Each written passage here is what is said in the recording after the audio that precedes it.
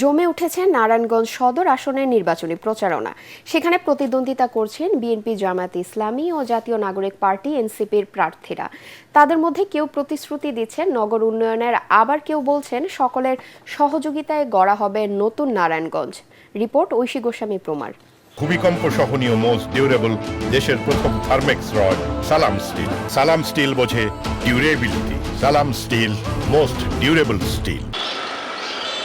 নারায়ণগঞ্জের চাষারা, রেলগেট, ফতুল্লা সহ পুরো সদরেই বইছে নির্বাচনের আমেজ। নির্বাচন কমিশনের নিষেধাজ্ঞা থাকায় পোস্টারের দেখা মেলেনি, তবে প্রচারণা চলছে পুরোদমে।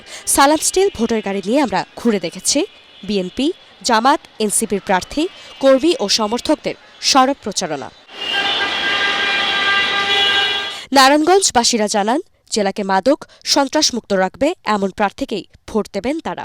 প্রার্থীদের কাছে আশা থাকবে নারায়ণগঞ্জ বিনির্মাণে সকলের একসাথে সহযোগিতা কামনা করি। আমরা প্রত্যাশা করতেছি অনেক কিছু, ভালো করতে পারবো, দেশাই ভালো। বিএনপির প্রার্থী মাসুদুজ্জামান মাসুদ বলেন, নগরের উন্নয়নে সঠিক প্রার্থীকেই ভোট দেবে জনগণ। আমি নারায়ণগঞ্জটাকে ভালো বুঝি এবং আমার নারায়ণগঞ্জের মানুষ আমাকে বোঝে। আমি মনে করি আমাকে পজিটিভলি নিয়েছে। অন্যদিকে ইসলামের আইনেই দেশের পরিপূর্ণ উন্নয়ন সম্ভব বলে মনে করছেন জামাতে ইসলামের প্রার্থী মাওলানা মঈনুদ্দিন আহমেদ।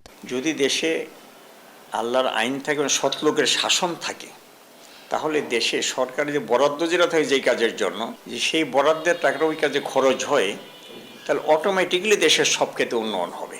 আর এনসিপি মনোনীত প্রার্থী আহমেদুর রহমান তনু বলেন, সকলের সহযোগিতায় তরুণরাই পারবে জেলার উন্নয়ন করতে। বাস্তবিক অবস্থা হচ্ছে সকলের হাত ধরে আসলে সামনের দিকে এগিয়ে যাওয়া। সেই জায়গা থেকে মানসিকভাবে আমি প্রস্তুত যে আমি আসলে পারবো। ক্ষমতা পেলে জনগণকে সাথে নিয়েই জেলার উন্নয়নে কাজ করবেন, এমনটাই বলছেন প্রার্থীরা। ঐশী গোস্বামী প্রমা, এটিএন বাংলা,